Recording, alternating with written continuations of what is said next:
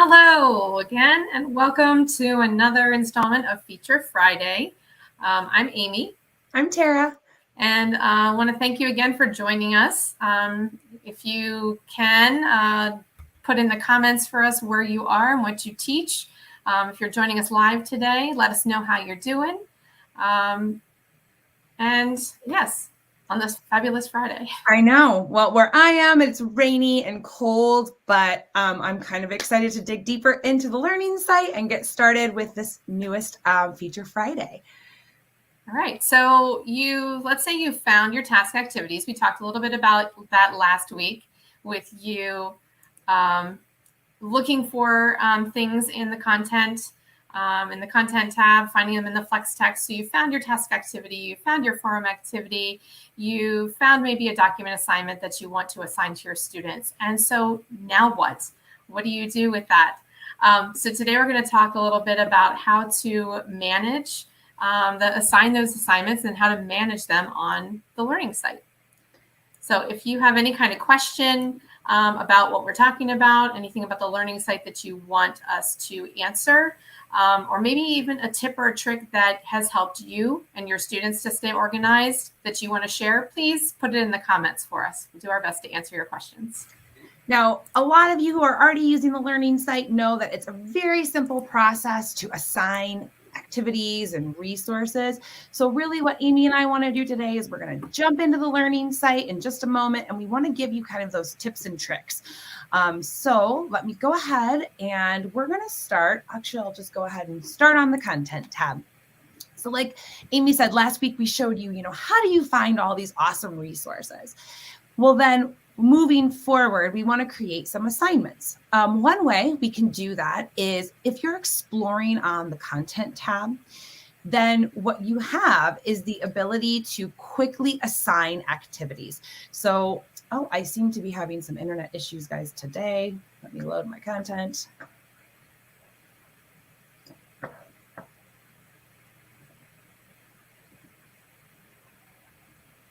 I apologize for my delayed internet.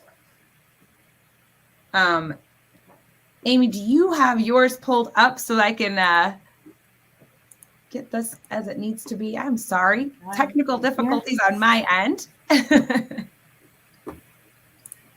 Well, as Amy's pulling that up, what we can do is just kind of talk you through that. So on the content tab, when you locate that resource, there is that quick button, and it's like a kind of in gray text. And if you select that without opening the activity or going into the activity, you can quickly assign using our built-in assigning features.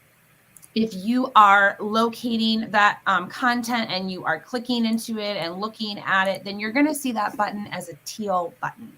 And that teal button will take you to those exact same assigning tools. So you can do that for one activity at a time from that content tab. And also from the flex text compass icon, thank you. Okay, you're welcome. Let me make my screen a little bigger. Yep, so if you want to show, just go ahead and click a resource so we can show them that gray text. So you go in here. Okay, so let's go in here. So I've got here our resources that what we're looking for, our gray text here. Yep, so we show the assign button right there. And then that's a quick way to assign one activity at a time. If you are selecting into the actual activity, it's going to appear as a teal button.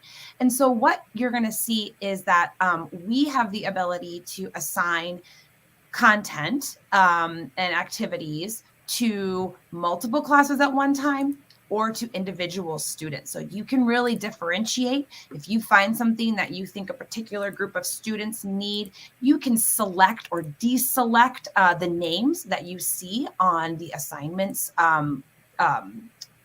tool.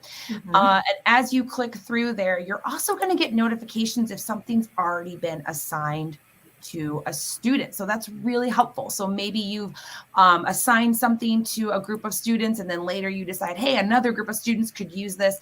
You're going to see who you've already assigned that to or not.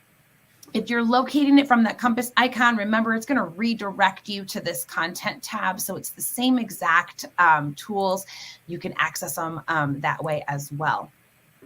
Now, we also, of course, as you know, have the option to assign with a due date or no due date. You can select if you're doing multiple classes at one time. You can select to have different due dates. You can select to assign with a delay, which means that it won't be shown to your students until the time or the date that you set. To move over into where we can assign multiple activities at one time, you can do that from the assignments tab. So Amy, do you want to walk them through using that add assignment button? Sure. So on the assignments tab, you're able to easily add multiple assignments at one time just by clicking that add assignment button. You notice that your folders, just like in your content tab, are located here. You can click into those folders. You can decide which activities and resources you're going to share. And you can add, let's see, I'll add the video and I'll add 2 task activities in there. And then you notice that it populates on the right-hand side.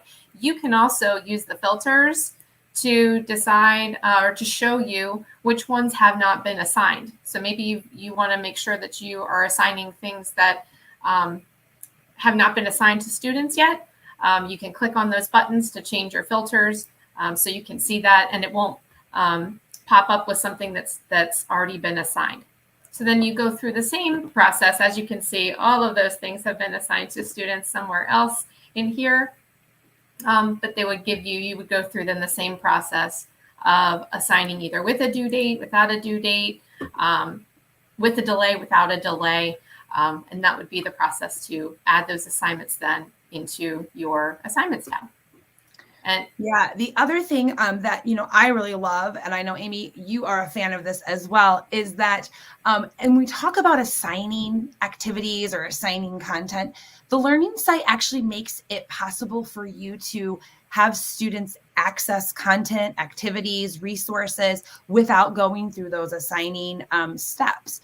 So this would be great for in-class activities, maybe if you have a teaching moment where you need to make a pivot, or if you want students, maybe you're having them kind of look for their own activities, those extension activities that we offer to enrich their learning or to help them on their own learning path. And so if students are accessing things from that compass icon or from the content tab, but you've not assigned it, you'll still be able to see their work. So if it's a forum, then you can access that forum. But if it's a task activity, which appear in the grades tab of the learning site, we have a really helpful filter. So Amy, do you want to go into the grades tab and show that filter? Sure. On that grades tab, we have a filter that will allow you to select, and your students can select this as well. And that's how they're going to see their own work. That's not assigned, but attempted by students. This is really powerful, I think, for me, because it's going to help my students, especially in the moment, but then we can really look at maybe things that I'm asking them to complete as an assignment versus things that I'm asking them to do maybe as a formative assessment, maybe those in the moment things. And then that will help me kind of navigate between the views and access those submissions. And if you have your settings set to have your content hidden, yes, you can assign content with that being hidden. Students wouldn't be able to access it this way. So thinking about your filters, if there are certain activities you think you might use in class that you want them to have access to, you can go to that settings tab and you can make sure that those are available for students to have access to. That's a great point, Amy, because on our settings tab, when you choose to show and hide content, if it's hidden, you can still assign it to your students. But like, Amy just said, it was not going to be readily available to them in that compass tab, but compass icon. But that is a really great feature. So you don't have to necessarily worry about what's been hidden or not hidden when you're assigning. Another great thing about, having all these assignments on our assignments tab is we have 2 different views. So this teacher view is a default for a list view, and the student default is a calendar view. But anyone, students or teachers, can navigate between or can toggle between those two different views, whatever like the preference is. So as a teacher, you would be able to just show this to your students because that's their view. You could also move over into the list view.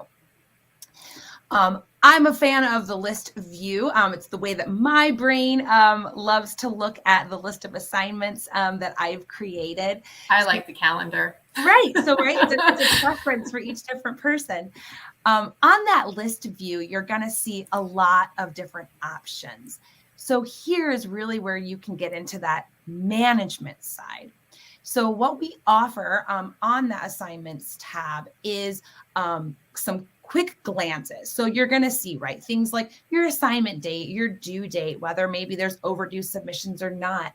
But if you click on that students button, then you're going to be seeing a few different things depending upon what kind of activity that it is. If it's a task activity, you're going to be able to just click and go right into that student's work. You can leave them feedback, see what they submitted. If it's something that is a forum activity, it's going to tell you if a student has viewed that forum. And you can also just click on the assignment title and be taken right to that activity or that content or resource. So the other thing that we have about managing assignments is that list, especially when we think about moving between grading terms or, perhaps just different units.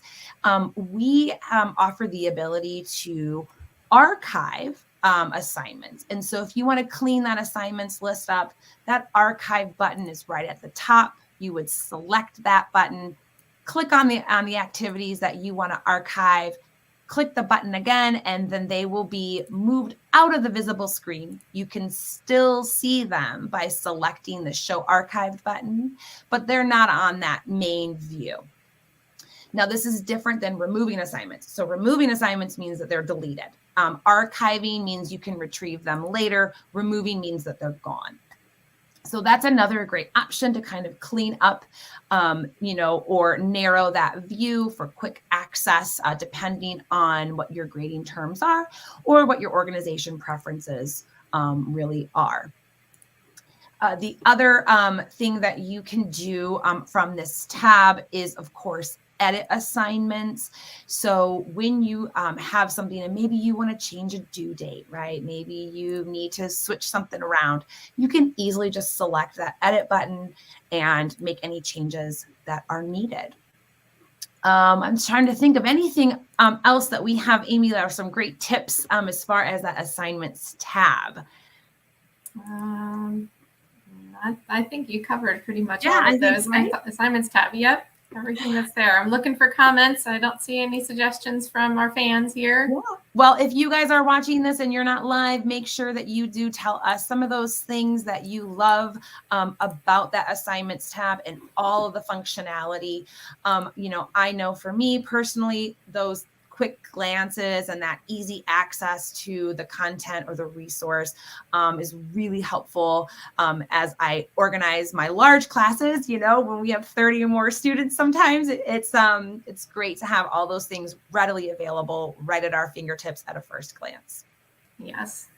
And if you need to learn more about our assignments, obviously reach out to us. We would be happy to answer your questions. But we also have the Getting Started tutorial in the help icon on the learning site. So if you select that, it's going to give you a lot more information. It's going to provide some, how-tos and some step-by-steps when it comes to assigning and then managing and viewing those assignments as well.